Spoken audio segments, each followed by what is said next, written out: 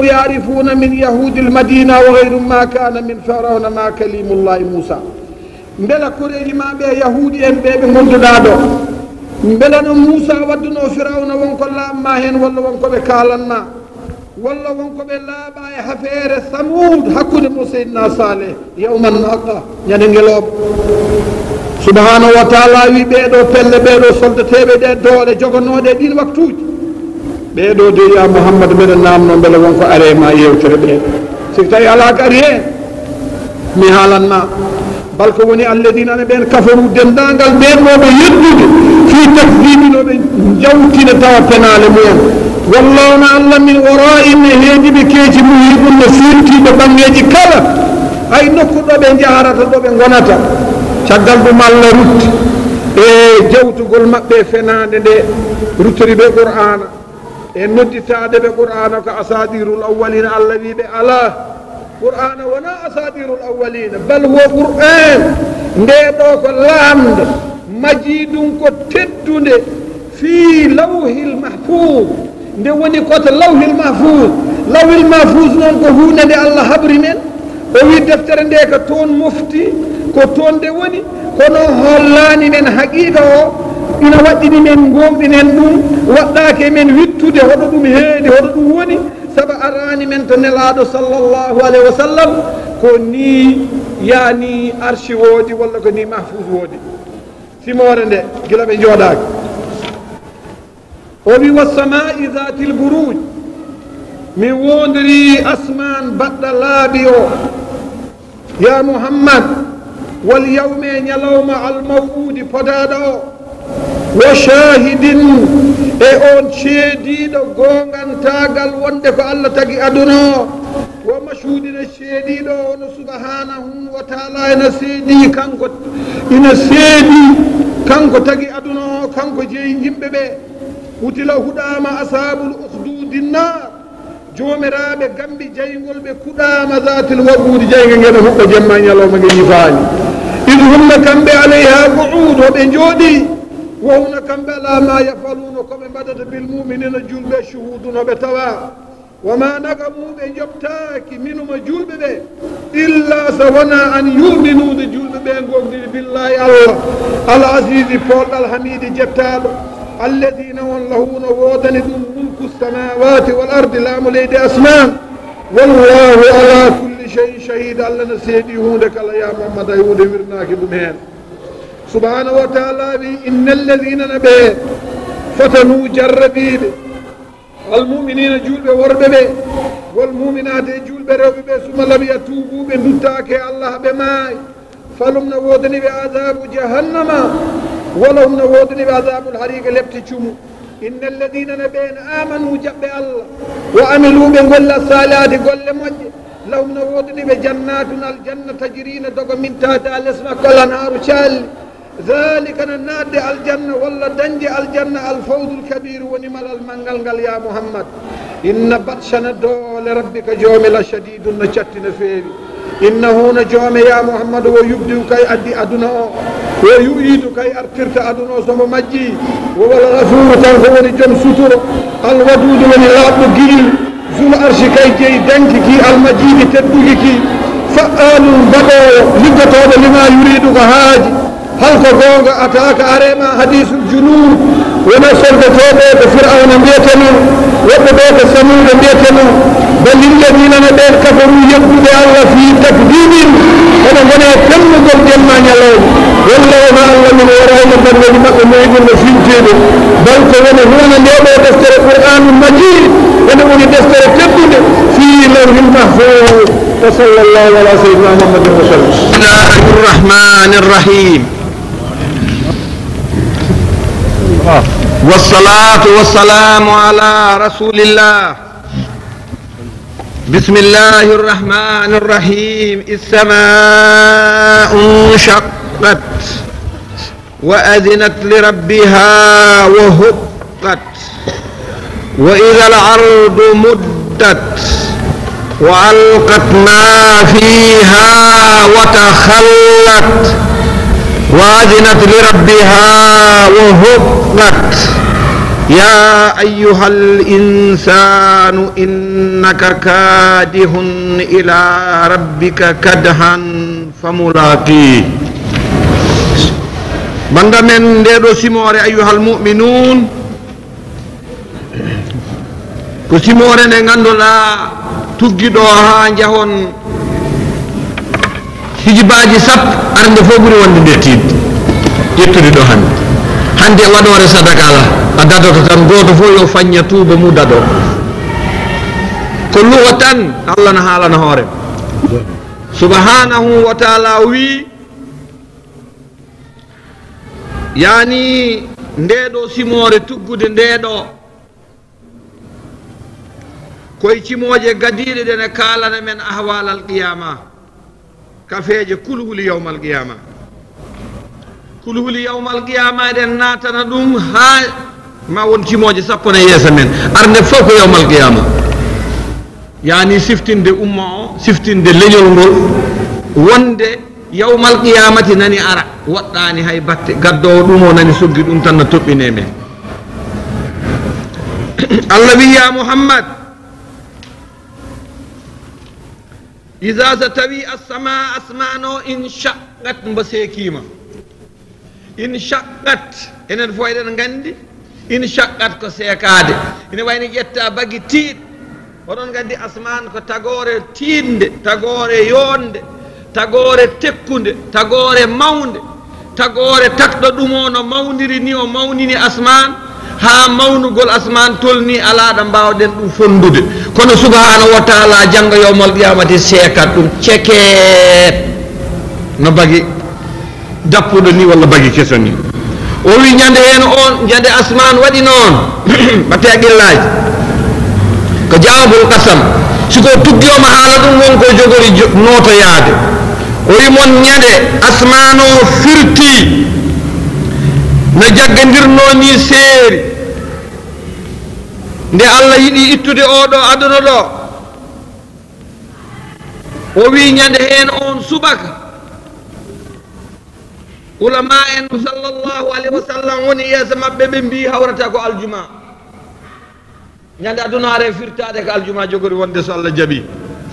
Allah wi ñande hen ida sama sika tawi oɗo asman timɗa men ɗo e timɗo e timɗo e timɗo e timɗo aɗi goni jeeɗiɗi heɗi fof ndennama lawol gotol Allah wini ceket wa adinat ɗi nana wa adinat ɗi nana ɗi ɗofto oɗon nana ɗum o pulaar wa adinat ɗi nana ceekagol ngol ɗi jaɓa bi mana mum ko ɗi jaɓa seekade nde wa adinat ko ɗi jaɓa li rabbiha e ko jomiraɗo subhana joom majji yamiri ko li rabbiha asmanuji ɗi ko joom majji yamiri ko ɗi jaɓa ɗum ɗi ɗofto ɗum ɗi nana ɗum ɗi mbaɗa ɗum ɗi ndewa hen ɗi ceeko ɗi gasa subhanahu wa ta'ala ɗum taki nelaɗo wi e hadis goɗɗo ma adina allahu li shay'in idnuhu li nabiyyin yataghanna bil qur'an yani sallallahu alaihi wasallam o yamirama somo janggo qur'ana yo tinno o eto yo wel waɗi noon ɗum koye dawa jeeya welnude jangude qur'ana koye noddude Allah jeeya sika tawi noon aɗa jangade ko haaɗi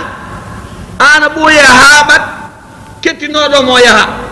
ɗum noon sallallahu alaihi wa sallam yamirama yo yataghanna bil qur'an konguɗi tati ida sama'un saqqat subhanahu wa ta'ala wi sika tawi asman o seekima wa adinat mbo nani mbo yankinanima ko Allah li rabbiha e joom makko wo huqqat ndaw ko haani wo huqqat ndaw ko haani asman nanana Allah ndaw ko haani tagore Allah mawnude tekkunde yaanje juunde nde hay goto anda to foti la budda so yamirore Allah wat are mayre nde seekama nde jaɓi ndaw ko hananide jabde seekade nde ndaw ko hananide waɗi noon takɗo nde o kay jeyinde so jolama waɗa hen ko wela ya Muhammad wa iza so tawi al ardu ndiɗo leydi ndi muddat ndi wolwima on gandi wolwade no boddi waɗata ni on gandi boddi o jina boddi yahirtani so leydi ndi yahari ni hay hunde wonata dow mayri ndi wolwo ndi ɗarlito ndi waɗa ni ayi leydi yimɓe jeehi ni tan ndi waɗa ni laawol gotol ɗum woni muddat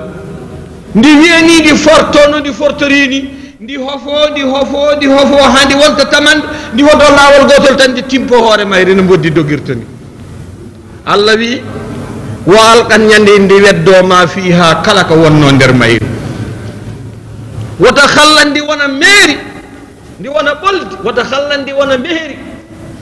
wa idha al ardu siga tawi leydi di muddat yani ndi waklatima kaaje ɗe keli hakkude leydi ndi serti ko ndi nangadirno ko ittima ɗo jaggandirno fo iwi ha laaɓi walgat ma fiya ndi weddima ko wonno toon yimɓe maynoɓe no ubba ndi yeddima toon ko wonno toon gaswaluji e ƴulɓe e pétrole e essence e kanŋe e halis fo ndi weldima ɗum laawol gotol boowal wa akhrajat kullu dhalika ila zahiriha wota khallandi wona meeri khallan ma fi jawfiha lam yabqunaka shay hay hunde heddaki toon ndi gasi ɗo woni Allah wi ono nokku goɗɗon nde wi ɗon ñande en ida zulzilatil ardu zilzalaha Allah wi sika tawi ndi yergindi jaɓani darade yergande mayri sakkatinde de wa akhrajatil ardu asqalaha ndi yaltinaka teddunodi ko ay ɗo wiya ko waydal ardu muddat wa alqat ma fiha to wiya wa akhrajatil ardu asqalaha ko teddunodi ko fo ndi yaltina ndi waɗa boowal subhanahu wa ta'ala haali ayaji goɗɗe ɗe ndewɗon heccanki tan wa idal quburu bu'thirat ko wonno toon genale ko fof so irtama walla ida bu'itha ma fil qubur wota khallat ndi yeewi hay hunde heddaki wa adnan ndi nanani joom mayri wa adnan ndi nanani li rabbiha e joom mayri wa huqqat ina haani mbatte haqqillaji hono dendagal kafeji aduna o ñande yimɓe ɓe ummati toɓɓito Allah yani hoɓe jogori wonde alhaali mbo wona oɗo alhaali leydi ndi woste asman o woste yimɓe ɓe jalta toɓɓa e Allah hoɓe gone gurdam e dow nde ɓe ummati Allah yoɓa moƴƴinɗo moƴƴere mum yoɓa bonɗo bone mum o wi ɗo ina waɗɗe men enen ummatu Muhammad ƴetten no ndi leydi jogori wolworade ni ndi weddo ko wonno nder mayri ƴetten dendagal gueɗe ɗeɗo gueɗe fof ƴetten dutten ɗete subhanahu wa taala andi ɗe gueɗe no goori enen fof gonɗinen ɗum gonɗingol Muhammadun salawatullahi addani men ɗum ko gonga qur'ana kitaballah ina yeesa men ko Allah wi noon ida sama'un saqqat ñande leydi ndi seeki wa adnan ndi nanani li rabbiha joom mayri wa idal ardu leydi ndi muddat ñande ndi wolwi ndi irti ndi itti ha laaɓi ndi senti ndi ittiɗo ndi woni ɗo joni noon hoɗo yimɓe darto ɗum tagi wiya yen gondi enen gonɗine darade leydi joni noon wo muddat wa alqat ma fiha wota khallat hay hunde heddaki hen ndi jaɓata ñande neɗɗo wona nder hen neɗɗo darata ko hen neɗɗo wonta nder hen ndi jaɓata waɗi ɗon Allah wi noon Allah wi waywal ardu muddat siko tawi ndi wolwima wo alqat ndi weddima ma fiya ko wonno nder mayri ko wonno dow mayri no hoɗo wonata ɗum nalaɗo woni wa adnan ndi nanana li rabbiha e joom mayri wo huqqat no haani ɗum noon ya ayyuhal insan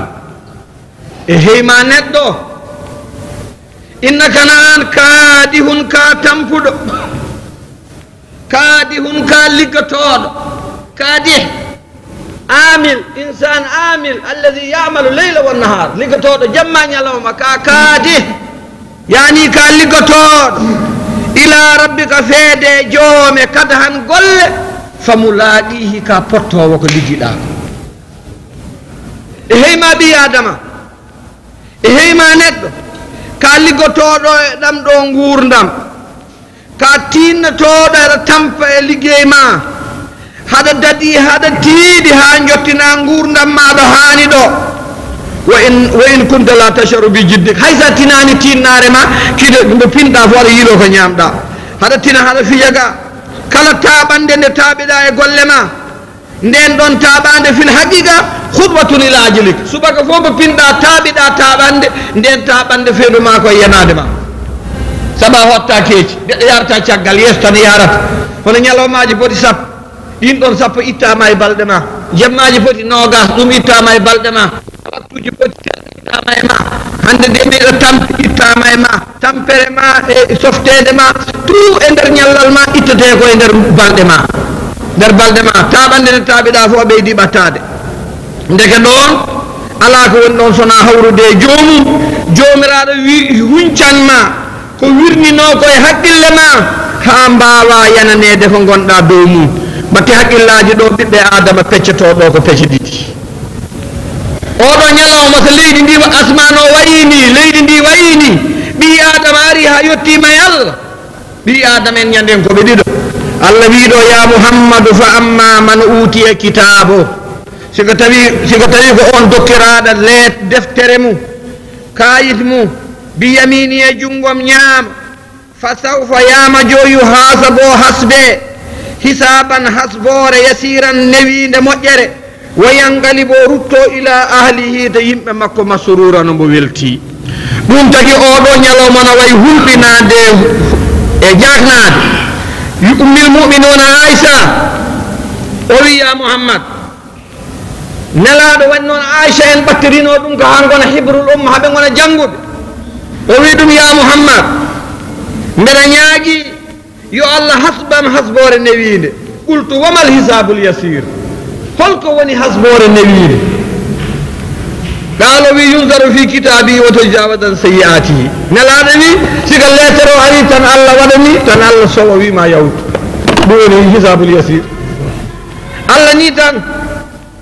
ƴeewa tan yunzaru fi kitabihi wa yatajawazu an sayyi'atihi o ƴeewa lettere o yaafo bonɗi ɗi nelaɗo wi men ñande hen wa amma man nuqisal hisab kala mo allah jaaɓi hasbude wiciti ɗum hono yitere ma ƴewannoɗo koyngal ma yaɓɓanno ko jungo ma waɗanno ko ñamannoɗa ko jahannoɗa ko lelinoɗa ko darinoɗa aɗa ƴeewa ɗum kala mo waɗani subhanahu wa taala wi halak fagad halaka o maayi o halkima kala mo allah hasbi irtuma goto fof nani hay tawhid yanke tan mbiɗo ko ñallata koye sunna walata koye sunna so irtama tan o jaggete saka noon do meeɗa wadde hay batte sona allah ko moƴƴa tan arta momo wahrema allah ko moƴƴa tan kañum kam allah ko moƴƴa tan hay ndiga ken yaafaɓe ken yarlaɓe hande ko jaam hande gueɗe ɗe gasata ɗum noon subhanahu wa taala wi ene qur'ana tedduɗo wa amma so tawi manno on uutiya dokkaɗo kitabuhu lettere mum wara a zahrihi ga caggal mu ga o jaɓiri lettere o fa sawfa yamajo yadu o noddo suburan halkare o wi feeram boni o wiyami halkima mi dawi bongol wa yasla o nanne heɗen mooli allah sayra o yete oɗo aya ko mujmal aya tafsil nana yeesa men to allah wi to suratul haqa fa amma man utiya kitabahu bi yamini fa yaqulu ha muqra'u o wi yimɓe ɓe nde jangge kitabe e lettre am so tottirama jungo ñama toon o wiyan jangge o wiya goram min mi yananama mi hawre e joomam allah waɗa mbo e guura teddugo yani siko tawi o tottirama lettere o jungo nano o wiya hanino mi tottako o lettere mi anda ko jogormi waɗede o wiya hanino mayde nde maynomi nde ko nden tan ko galdunomi nafanimi ko laaminomi nafanimi ko ndewannomi allah nafanimi kulla sey nafanimi halaka anni sultaniya subhanahu wa taala wi neɗɗo fof mo moƴƴinani gollem heɗen ñaagui allah yo allah wallu men golle moƴƴe kala mo moƴƴinani golle Moussa maayi ko memodirteɗo saɗa memodira e allah noon yo taw wonko laaɓi kono sa memi toon tan komi anda en mi tinana en walla yaafo en ala ɗum dandata gujjo jagguiraɗo bagage e juuɗe sandarmori kay ko woni say ko fof kam suusa jaggu kay mo tawi kay bagage ina e junngo mum ma tawi kay woppata ko enquête kay tinani kono nani jabbe e junngo nani ɗum tami ala ɗum ko masala aduna seeɗa tan neɗɗo o innahu nabi adama ko taki ɗum leptede ko taki ɗum dawde bongol innahu na neɗɗo kala kana laatiɗo fi aali e yimɓe mum masruran na weyti tan ina welti tan hay hunde ko mettata ɗum hay hunde ka jakata ɗum hay hunde ka memata ɗum innahu na o zanna o sikkuno allah ni yahuro ruttata kota allah mayata ñawata fawetake wasata dara min ko ni tan bala ko noon inna rabbahu na joomi ko kana bi basir joomi nanduma watte haqqillaji ayyuhannas aya garda fof ɓuuri goɗɗo tidde hoɗon laaɓa ɗum de subhanahu wa taala wi fala uqsim mi wodori bi shafak e mboɗeeri gonori ndiɗo caggal de nangue muuti ndi woni shafak allah wi mi wondirindi min mbeɗa andi ko taki mi wadde ndi onon onon gandi on ganda ɗum noon min jeeyi shafakam mi wondiri safakam min wondiri shafak allah wi mi wondiri safak walli mi wondiri jammam wama wasak e ko jamma rendini waɗi ni ko neɗɗo boni needi ko ko laami ko ko mawni ko jamma waɗi tan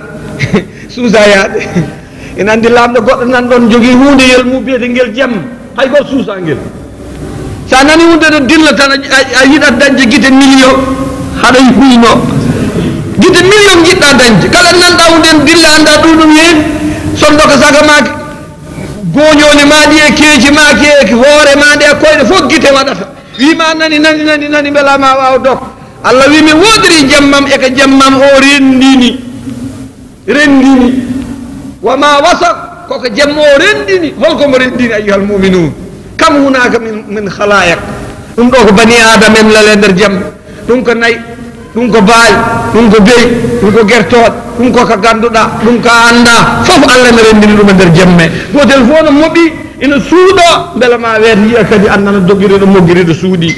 o wi wal qamar mi wondiri lewru allah tedduno ndu allah wi mi wondiri lewram isa tasak so ndu fetti ndu wi tal hay hunde en wirnaki e nder ɗabaqatul jaw hay hunde en moggaki ndu wi tan tal jamma sappo tati jamma sappo nayyi jamma sappo joyyi ɗum ɗo woni qamar baƴene wi tal ina rañ allah wi mi wondiri ɗo oɗon gandi ɗum o wi ko min andi ko tagi waade noon o wi wallahi mbatte haqqillaji wallahi yon ɓiɓɓe adama wallahi latarkabunna bimana latulaqunna hoɗon pay fottude o wi mi wondiri allah allah ko wondata so allah wondi andi mataw handi cakan gasi handi honko heddi allah wi latarkabunna mi wondiri allah wi mi wondiri hooram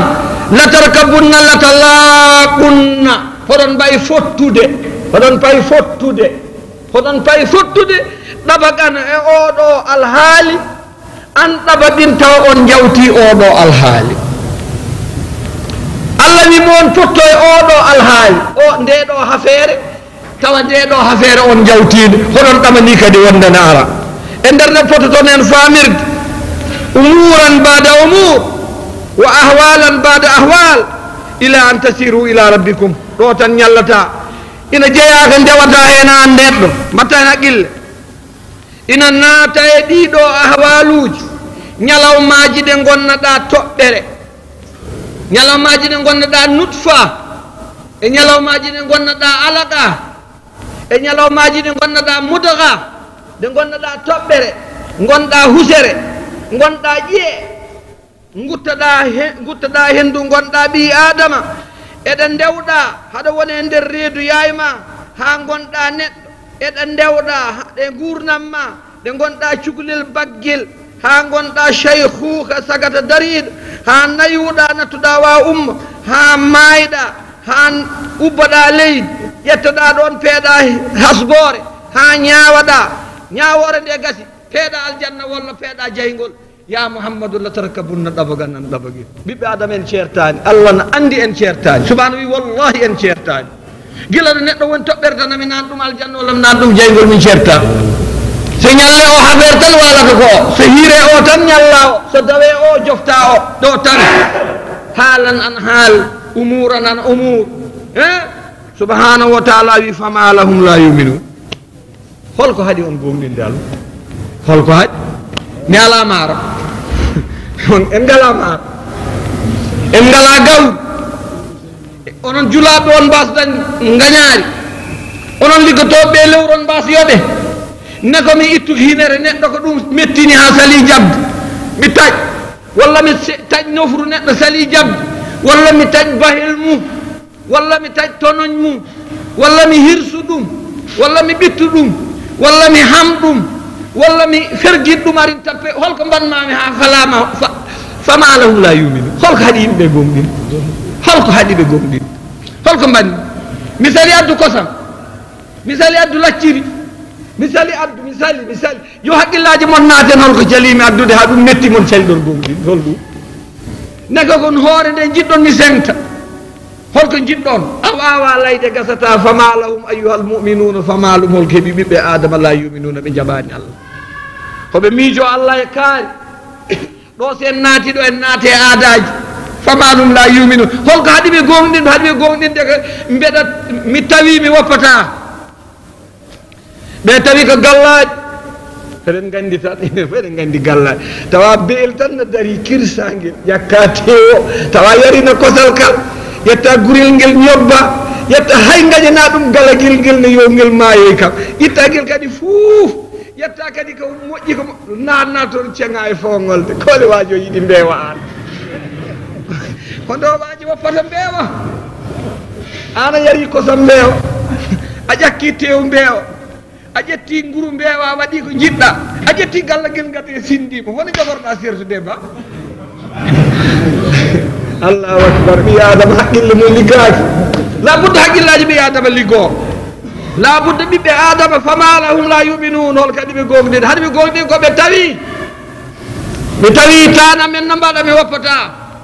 mi tawi sernoɓam mbaɗa mi ɗaccata mi tawi waliyaɓa men no mbaɗa mi woppata mi tawi fama lum la yuminun ɓe wonko haɗi ɓe gogɗinde wonko ɓe tawi koɓe tawi ko goto fof ne welti hen min kay minen kay komin jaggi ko kam ko ni tan welti hen ha tiiɗi subhanahu wa taala wi ɓeɗo ɓiɓɓe adama hol hunde arde mabɓe haɓe jeddi kattanɗe allah haɓe jeddi ummital haɓe jeddi ko woni yeeso mabɓe ko ɓeɗo gueɗe allah wi gueɗel ɓurguel hawna jurminiguel kersiniguel kamniguel ɓurguel mawnude to nder men enen wa ida ɓuri alqur'ana la yasjudun hayso qur'ana jaggama e goto wiyata alhamdulillah sakanna yo boom sujja